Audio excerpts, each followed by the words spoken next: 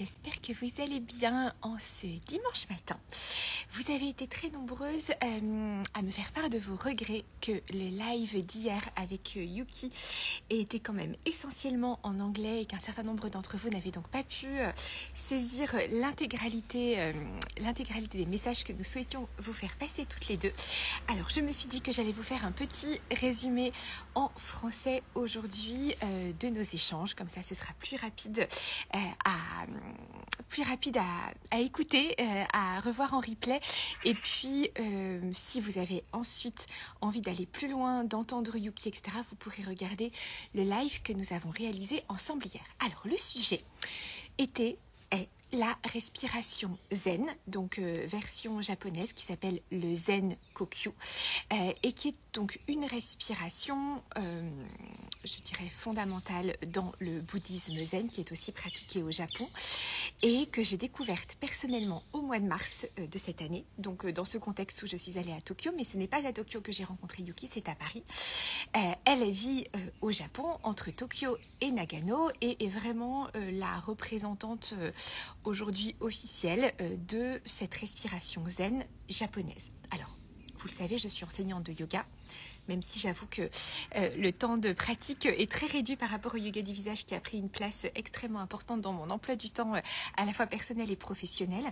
Et donc j'avais découvert tout ce qui est pranayama, c'est-à-dire les exercices respiratoires venant du yoga comme étant vraiment des exercices essentiels à la fois pour la gestion de l'énergie, mais aussi pour le bien-être physique et in fine sur le visage, puisque au-delà du fait que nous avons le nez, qui est l'organe respiratoire au niveau du visage, comme nous le dit la médecine chinoise, nous avons un lien très fort entre la qualité de la peau, notamment son éclat, mais aussi la bonne circulation sanguine, avec tout ce qui est cœur, poumon au niveau du buste, et puis intestin grêle et gros intestin au niveau du ventre. Donc je connaissais toutes ces pratiques et j'ai découvert l'enseignement de Yuki. Donc il y a une question sur depuis combien de temps ça existe. Depuis plusieurs siècles, en fait, comme beaucoup de ces courants traditionnels. J'ai fait la rencontre de Yuki au mois de mars, j'ai suivi un atelier avec elle et j'ai été absolument fascinée par le pouvoir de cette technique, de cet enseignement, notamment bien sûr par rapport à la respiration en elle-même, mais surtout par rapport à une dimension que je n'avais pas personnellement reçue, explorée dans le pranayama, c'est-à-dire la posture au niveau du corps qui est la part finalement essentielle du travail de Yuki. Et là, dans mon esprit, ça a fait un lien très fort avec le yoga du visage, bien sûr sur la dimension respiratoire, éclat, meilleure circulation à tous les niveaux, mais aussi sur le plan postural, puisqu'un certain nombre de problématiques au niveau du visage, notamment les affaissements au niveau de l'ovale, sont dus à un mauvais positionnement. Une dimension très importante que j'ai pu explorer avec une de mes élèves de formation professionnelle. Tout ceci s'est passé simultanément dans la session du printemps, qui est orthodontiste et qui me faisait part que aujourd'hui, dans sa pratique de l'orthodontie, elle insistait énormément sur la respiration, notamment pour les enfants, parce qu'une mauvaise respiration avait un gros impact sur le développement de la structure osseuse au niveau du visage, avec des mâchoires qui ne peuvent pas se développer complètement, donc des problèmes d'orthodontie qui vont suivre derrière, une déformation aussi du visage avec un allongement et l'impression d'avoir les traits tirés vers le bas.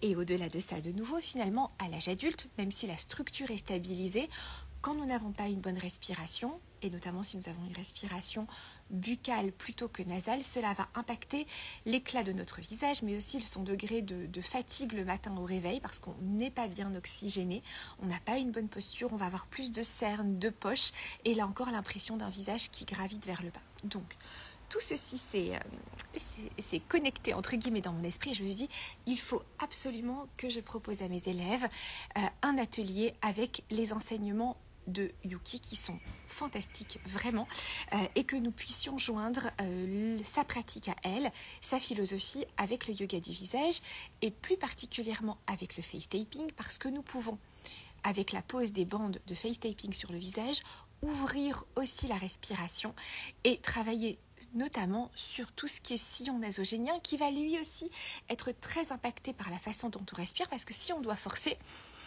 eh bien on va se mettre à mobiliser énormément les muscles élévateurs de la lèvre supérieure.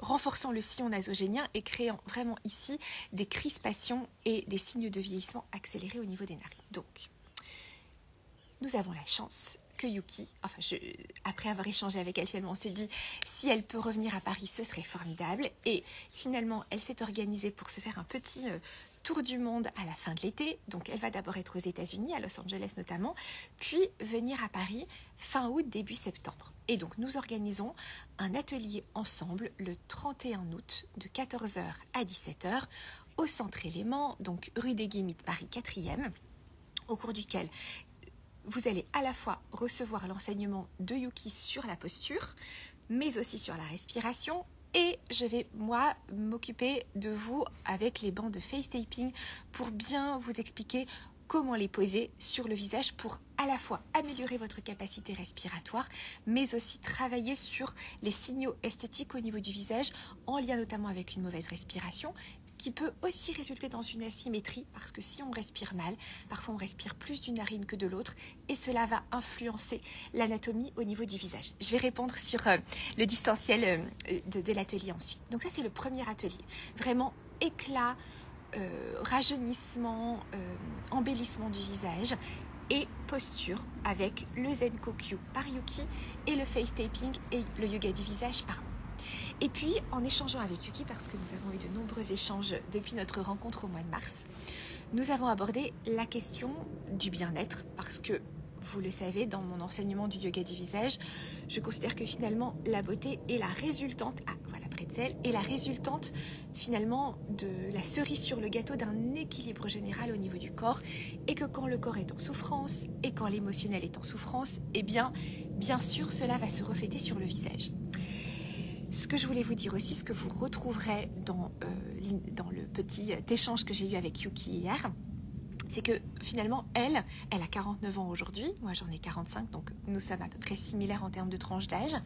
Elle est venue au Zen Kokyu après 15 ans d'errance médicale par rapport à un état de santé physique très dégradé avec des migraines chroniques, des douleurs articulaires, de l'endométriose, etc., un surpoids, des problèmes de constipation, enfin un ensemble de faisceaux d'alarme que son corps lui envoyait et pour lequel elle avait consulté énormément de médecins conventionnels, on va dire, de toute nature, n'avait pas réussi à trouver des réponses, donc devait prendre énormément de médicaments sans succès. Et finalement, c'est par ce chemin-là qu'elle est arrivée à la respiration zen, dans lequel elle s'est investie pleinement. Et aujourd'hui, elle est en parfaite santé. Tous les problèmes finalement se sont réglés d'elle-même parce qu'elle est revenue sur un équilibre interne au travers de cette respiration zen. Et donc en échangeant avec elle, et par rapport à ce à quoi je suis exposée à la fois dans ma vie personnelle, à 45 ans, mais aussi dans l'accompagnement de mes élèves, qui au départ, il y a plusieurs années, quand j'ai commencé à donner des cours, étaient très confrontée au problème de la préménopause et de la ménopause. Et puis petit à petit, avec des élèves plus jeunes qui venaient au yoga du visage, je me suis aperçue qu'il y avait un nombre considérable de jeunes femmes qui souffraient d'endométriose, de problèmes inflammatoires, de douleurs pendant les règles énormes.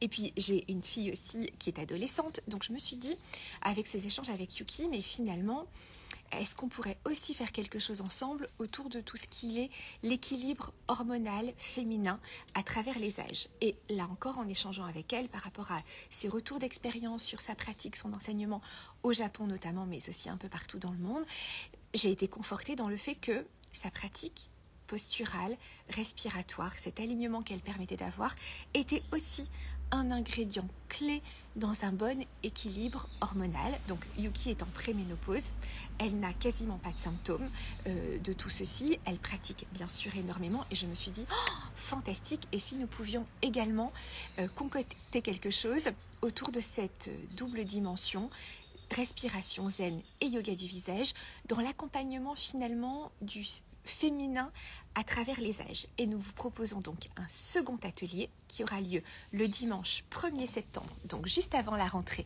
de 14h à 17h sur ce thème de l'équilibre hormonal. Il est ouvert aux femmes de tous les âges. donc des adolescentes jusqu'aux femmes beaucoup plus âgées, parce que même si nous n'avons plus après la ménopause les mêmes dimensions hormonales, nous avons toujours un utérus, et même s'il a été retiré, il est toujours là énergétiquement parlant. Et je trouve que se reconnecter à ce féminin, apprendre finalement à l'accompagner au travers de la respiration, peut vraiment nous permettre de traverser énormément d'étapes avec joie et sérénité. Et ce qui m'a aussi interpellée dans mes échanges avec Yuki, c'est qu'elle me disait, mais finalement, au Japon, traditionnellement, les femmes ne portaient jamais de protection périodique. Parce que, en fait, elles avaient la capacité d'utiliser les muscles du périnée pour finalement éliminer le sang des menstruations comme on élimine l'urine quand on va aux toilettes. Et ça, c'est possible quand on retonifie toute la zone du ventre, qui est vraiment la zone fondamentale de notre énergie vitale, et que dans notre monde occidental moderne, et j'inclus le Japon qui est aussi d'une certaine façon, bien qu'en Asie, un pays occidental sur le plan du développement, nous avons perdu cette capacité parce que nous sommes affaiblis, parce que nous ne respirons plus correctement. Et donc finalement, je me suis dit aussi, c'est un tel stress quand on est une jeune femme, notamment en puberté, que les règles arrivent, ou surtout, moi je le vois finalement, à partir de 45 ans, je trouve que mon cycle est un petit peu moins régulier que précédemment, et on a toujours cette peur de dire mince si je n'ai pas prévu, et que finalement les règles arrivent à un moment où je ne suis pas prête, et que finalement je me retrouve tachée, etc. Et te dire, mais en fait notre corps a le pouvoir de gérer tout cela. Et là aussi, ce qui m'interpelle beaucoup, et vous avez dû le constater, c'est qu'il y a de plus en plus de publicités qui sont faites aujourd'hui. J'écoute très peu les publicités, mais quand je poste des vidéos sur Facebook, sur YouTube notamment, elles arrivent, sur l'incontinence féminine urinaire, en disant bah oui, je suis à un cours de yoga et finalement je me suis tellement détendue que j'ai uriné, donc c'est pas grave, il y a des protections. Et là je me suis dit, mais waouh, est-on à ce point affaibli que finalement des processus de régulation totalement naturels du corps deviennent eh bien, non naturels, et qu'on est obligé d'avoir des compensations de plus en plus grandes à une fragilité de plus en plus grande de notre corps. Donc cette pratique aussi de Zen Kokyu va permettre de travailler aussi sur tous ces problèmes qui interviennent, que ce soit après les accouchements, mais aussi parce que effectivement il y a un affaiblissement musculaire, et que du coup on est de moins en moins confiante sur notre capacité de rétention, que ce soit le sang des règles, mais aussi l'urine quand on rit un peu trop fort, etc. Donc ceci va être abordé dans le second atelier, 1er septembre de 14h à 17h, et j'interviendrai également pour le yoga du visage, notamment pour tout ce qui est acupression, puisque nous avons des points au niveau du visage qui sont des très grands points pour travailler sur le tonus musculaire. Et ça, c'était mon enseignante d'acupuncture qui me l'avait enseigné, c'est que elle travaillait sur des personnes sur le tonus, vraiment acupuncture, aculifting d'une certaine façon, sur le tonus musculaire au niveau du bas du visage, et que cela avait des répercussions sur la capacité de maintien musculaire au niveau génital, au niveau urinaire. Donc tout est lié, on le sait en réflexologie, entre ce qui se passe au niveau du bas du visage et ce qui se passe au niveau du bas du ventre. Donc le relâchement au niveau du bas du visage est un écho d'une certaine façon de ce qui se passe au niveau du périnée. Et là encore, la pratique de Yuki et ma pratique de yoga du visage semblaient totalement cohérentes, intégrées. Alors, plusieurs questions. En quelle langue sera l'atelier ? Comme vous l'avez constaté hier, Yuki parle japonais et anglais, mais pas français. Donc, elle parlera en anglais dans l'atelier, et moi, je ferai la traduction en continu, en sachant qu'elle est, comme vous l'avez peut-être vu hier, extrêmement énergique, extrêmement joyeuse. Elle déborde vraiment d'une énergie vitale incroyable. Et ce qui est fou aussi, c'est que Yuki disait, et dans nos échanges, mais elle l'a évoqué hier aussi, c'est qu'elle souffrait tellement dans sa vie de jeune femme qu'en elle s'est dit, mais peut-être que je dois me suicider parce que je n'en peux plus de souffrir. Et quand on la voit aujourd'hui, on se dit, waouh, quelle vitalité, quelle joie de vivre immense, ce qui veut dire aussi que finalement, vieillir n'est pas nécessairement synonyme d'un affaiblissement. Au contraire, si on suit une voie de sagesse au niveau du corps, on peut avoir plus de vitalité en étant plus âgé que finalement en étant plus jeune et déconnecté de son corps. Donc, Yuki parlera en anglais, je ferai la traduction en français. Donc pour les personnes anglophones, il y aura l'anglais, y compris pour la partie yoga du visage. Et par ailleurs, nous allons enregistrer l'atelier de manière à pouvoir ensuite le rendre accessible en rediffusion une fois qu'il sera passé. Donc je ne lance pas pour l'instant les inscriptions à l'atelier en rediffusion, quoique je pourrais le faire, mais de toute façon les places sont très limitées pour l'atelier en présentiel, mais ne le seront pas en rediffusion. Donc si vous souhaitez assister à distance, sachez qu'il sera disponible en rediffusion après l'atelier, les 2 ateliers. On va essayer de faire une vidéo vraiment de très bonne qualité, professionnelle, avec des sous-titres de toute façon pour que ce soit vraiment facile à suivre et que vous puissiez pleinement profiter de cette pratique. Donc, je pense avoir résumé en français l'essentiel de l'échange que j'ai eu avec Yuki hier. Si vous avez d'autres questions, n'hésitez pas. Je ne crois pas qu'il y ait d'autres questions. Donc, les dates. 31 août, 14h à 17h, le thème éclat du visage, rajeunissement, embellissement, du visage et respiration zen. 14h à 17h au centre élément. Là encore, ouvert à tous les âges, bien sûr. Et le second atelier, 1er septembre, de 14h à 17h, sur le thème de l'équilibre hormonal du féminin à travers les âges, de la prépuberté à l'après-ménopause. Et là encore, si vous avez 80-85 ans, vous pouvez bien sûr vous joindre à l'atelier.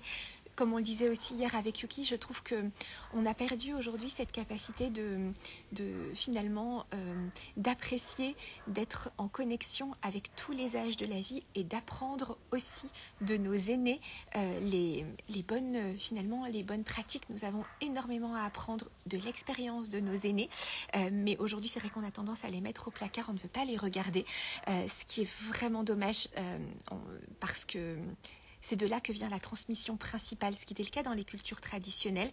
Aujourd'hui, ce sont les réseaux sociaux qui ont remplacé tout ça.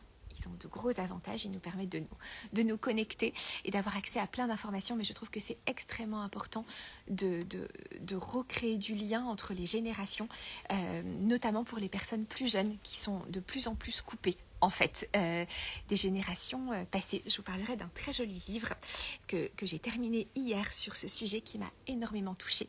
Je vous en parlerai dans nos petits échanges du mois d'août. Donc, ouverte à tous les âges, 1er septembre, 14h à 17h. Les inscriptions pour les ateliers en présentiel se font directement sur le site du Centre Élément. Je vous remettrai les liens aussi après cette vidéo. Alors, ce que je pense... Alors, pour les acupuncteurs, je n'ai pas d'acupuncteur particulier à vous conseiller. La personne que je consulte ne prend plus de nouveaux patients, mais vous avez peut-être... N'hésitez pas à regarder, oui, ceux qui sont acupuncteurs, mais à aussi essayer de faire fonctionner le bouche à oreille, parce que souvent, les meilleures personnes, on en entend parler aussi parce qu'elles nous sont recommandées par des amis. Je commence à avoir le soleil dans les yeux, excusez-moi, je vais juste me bouger pour être plus confortable. Me voilà. Alors, oui, venez avec vos filles. Moi, ma fille sera là pour l'atelier. J'ai très envie de partager ce moment avec elle, et je trouve aussi que dans des périodes comme ça d'adolescence, de préadolescence, c'est très important, alors que effectivement les enfants sont dans une phase un peu de contestation et d'opposition qui est totalement saine. C'est très important d'avoir des moments de partage comme ça avec eux autour de pratiques de bien-être, parce que même s'ils sont en opposition, les messages passent et ils ne sont pas oubliés, et après c'est comme ça aussi qu'on peut diffuser beaucoup de choses. Donc vraiment venez avec vos filles. Moi, la mienne sera là et je serai ravie qu'elle rencontre les vôtres aussi à l'occasion des ateliers de Yuki.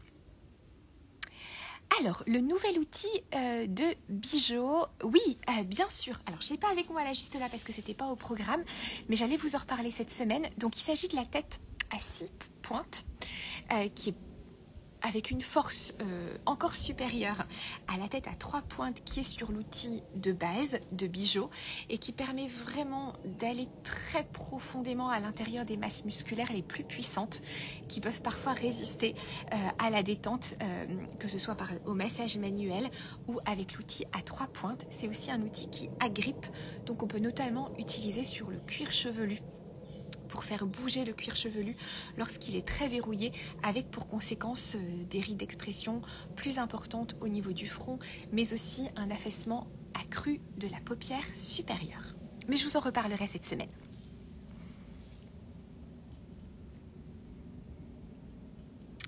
Je crois que j'ai répondu à toutes les questions. Si vous en avez d'autres, n'hésitez pas à les laisser en commentaire de cette vidéo. J'y répondrai avec un grand plaisir. Donc en visio, oui, ce sera possible. Après, on va pas le faire en direct parce que je trouve que ça nuit à tout le monde quand c'est en direct et notamment aux personnes qui sont dans la salle parce qu'on est très focalisé sur les écrans.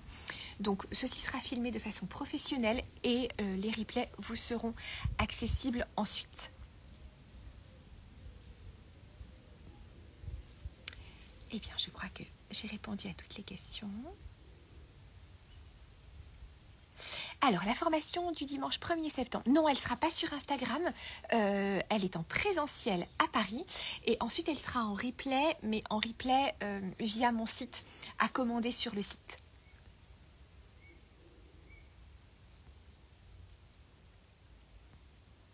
Oui, absolument. Pour les personnes qui participent à l'atelier en présentiel, le replay sera automatiquement accessible. Absolument. Tout à fait.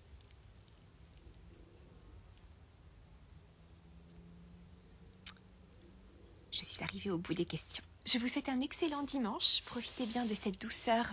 On a eu très très chaud à Paris. Et là, je suis retournée à la campagne et il fait vraiment une température idéale. Donc profitez bien de cette très belle journée, très beau dimanche. N'hésitez pas si vous avez des questions. Et puis j'ai plein de petits lives, petits partages individuels prévus avec vous au cours des jours qui viennent. Donc je serai ravie de vous retrouver à d'autres occasions. Je vous embrasse, à très vite.